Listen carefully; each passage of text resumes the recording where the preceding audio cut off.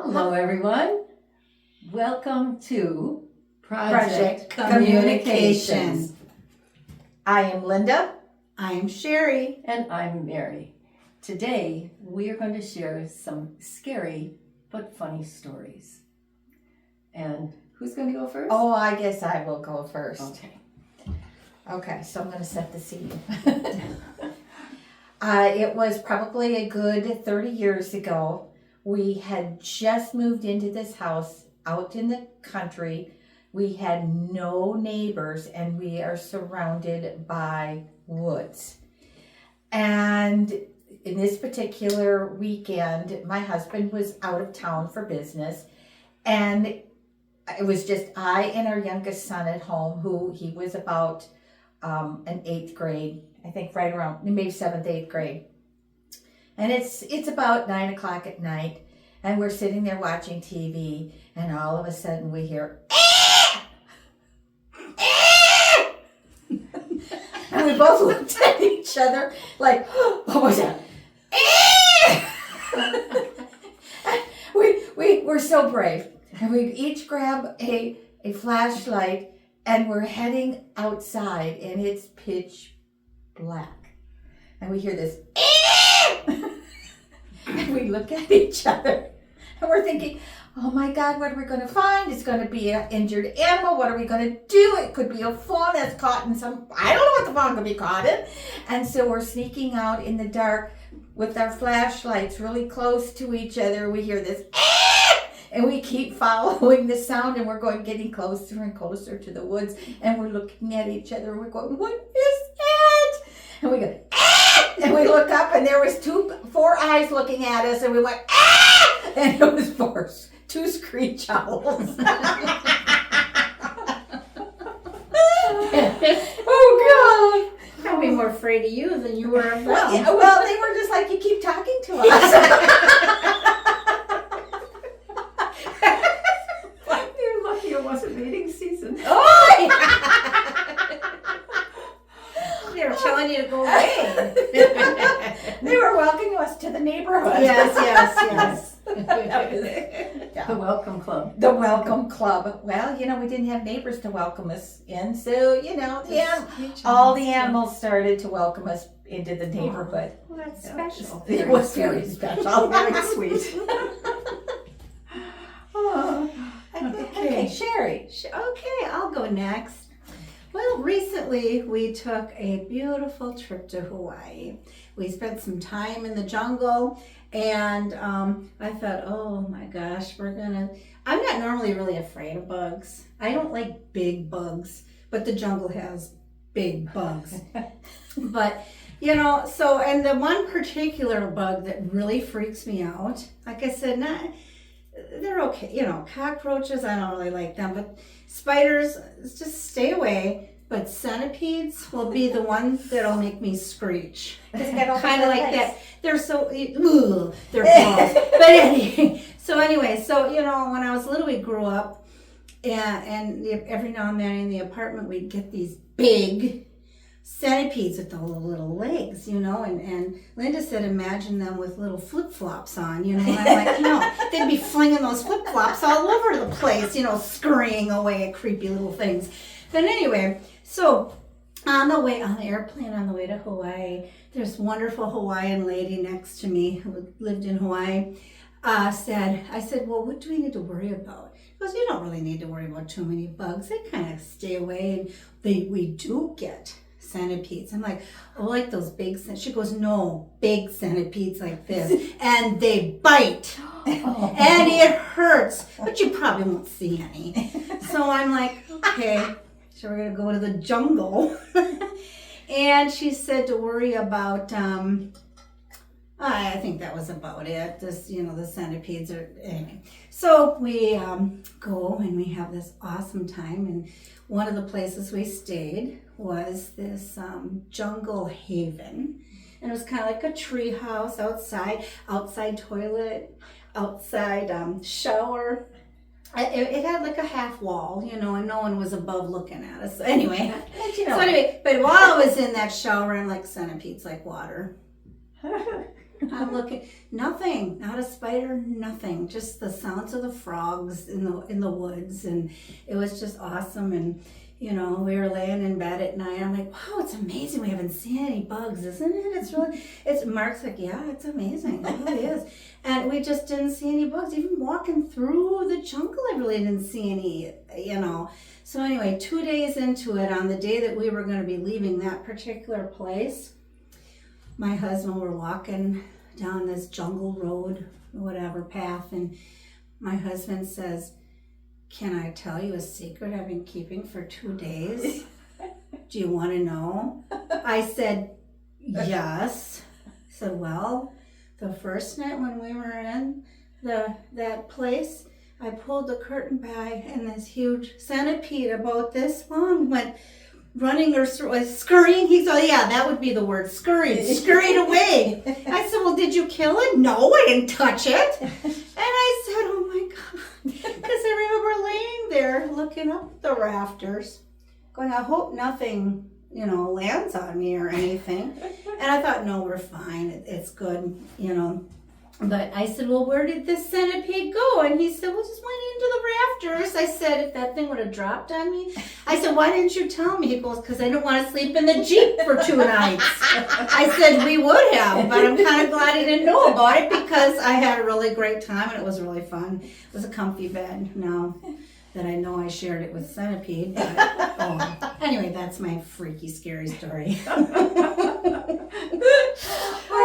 But Mark was like, I'm not sleeping in the Jeep for 2 nights. No. I paid for this place and I'm sleeping here. But he probably had a hard time with it because he probably likes bugs that, you know, certain things less than I do. So I did notice him a couple times kind of looking up. Like, what's up? Nothing? Liar.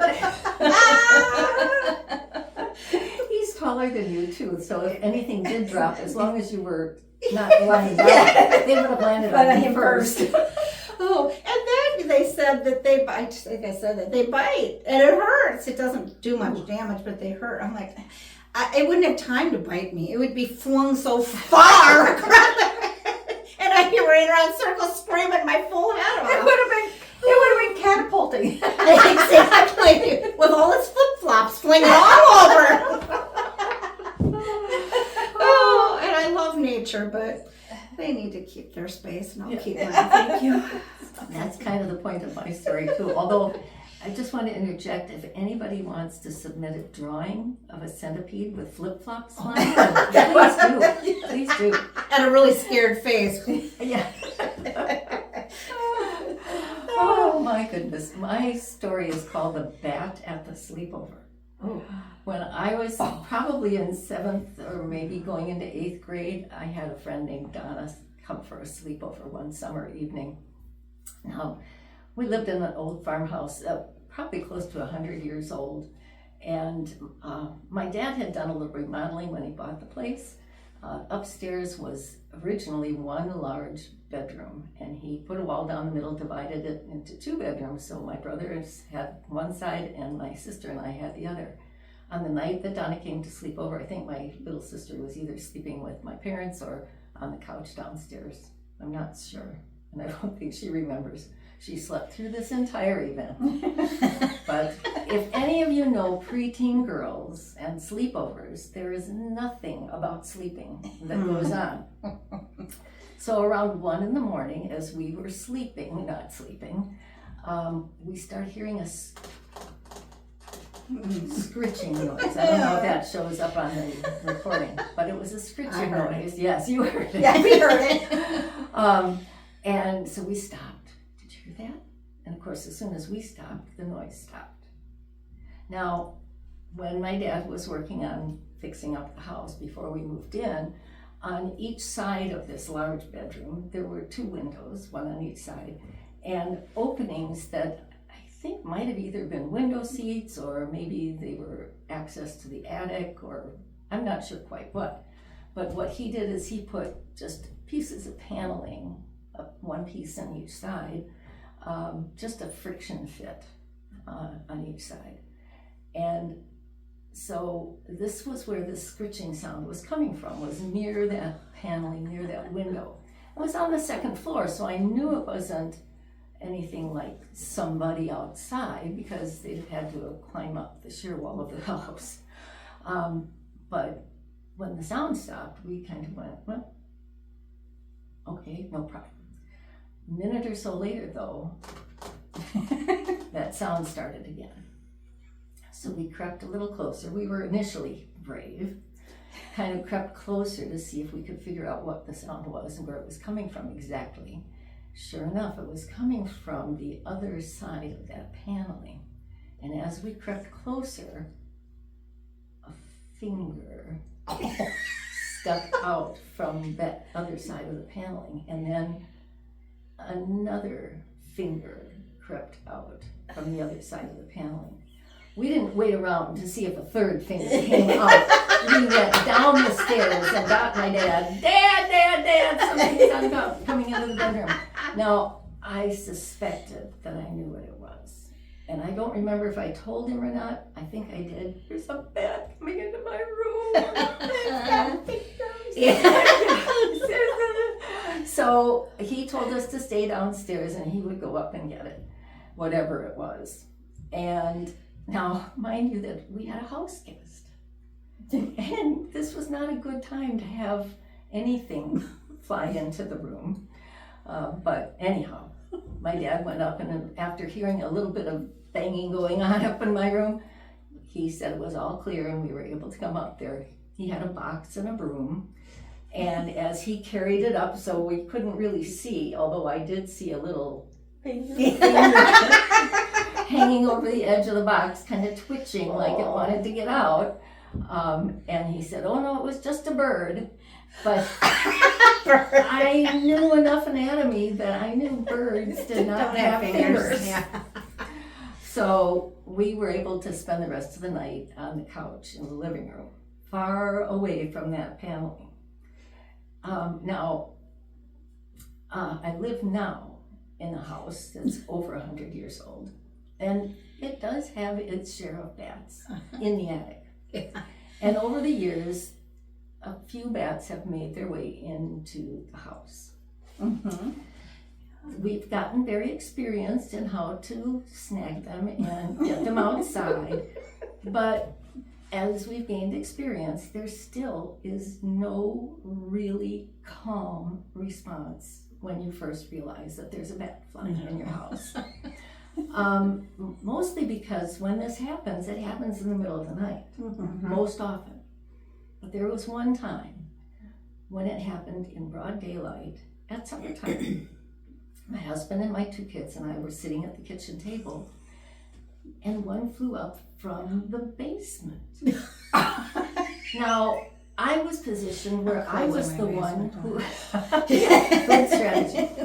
I was positioned where I was the one who could see it flying up the steps, flying up the basement entry. And all the adrenaline that initially came right through my body landed in my mouth and prevented any intelligible sound from coming out of my mouth. And I did the only logical thing that I could. I dove underneath the table. Bats don't like dark, like No, like and they places. typically fly near the ceiling, so getting Well, under the table was the best thing I could do. Under the table, my youngest son came down under the table with me. Thinking I had probably had a stroke.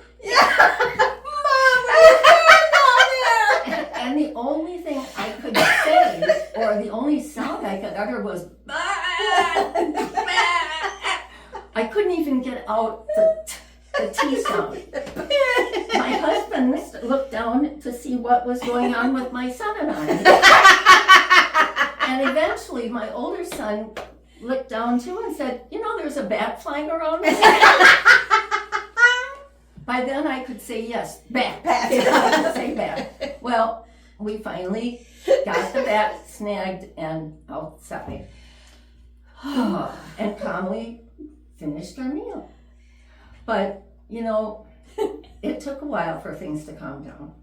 And over the years, I thought about my friend Donna, and I realized that Yes, because she didn't live close to where I lived. I didn't see her the rest of that summer. And when we got to school, when school finally started, we really didn't talk about that. And I realized years later that not only did she never come to my house for another sleepover, she never came to my house again, ever.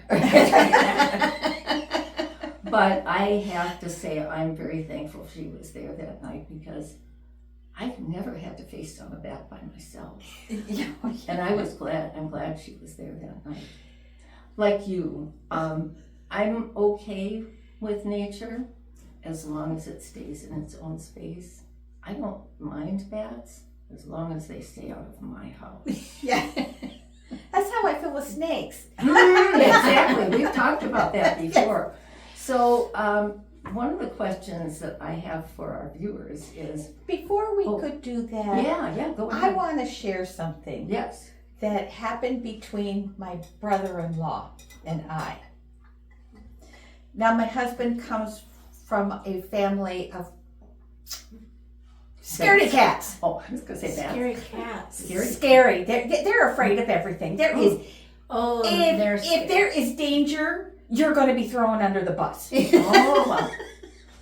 So my husband is from the Hayward area, and his parents lived way out in the middle of no man's land, which is all of Hayward. And bears are very frequent around there, and and we heard something outside.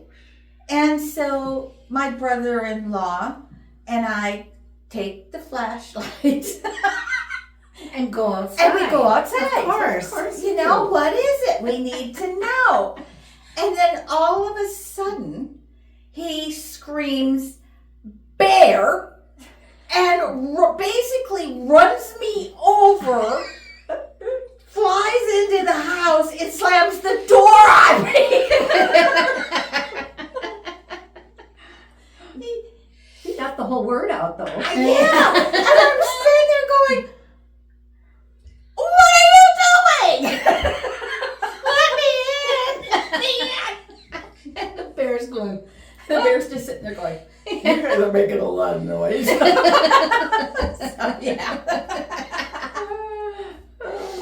Yes. So, like you and your brother-in-law, Brother-in-law. and like the rest of us, our other stories, what encounters with wildlife, large or small, have you had? Please share your stories with us. We would love to read about them. And if you would like us to share them in a future video, please tell us that we have your permission to do that. We would love to add more stories about that. Yeah. Because we've had a lovely time sharing them today.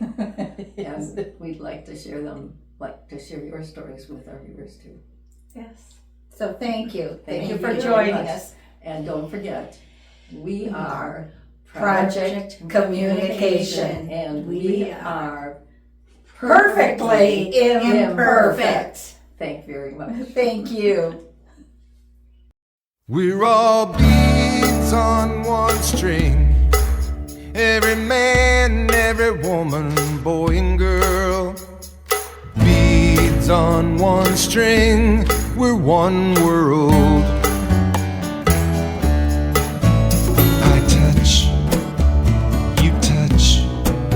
We feel so much. We hurt and we heal.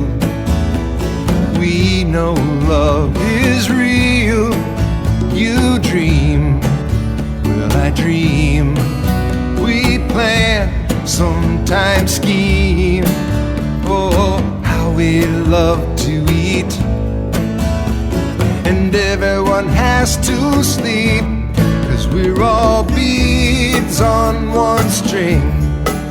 Every man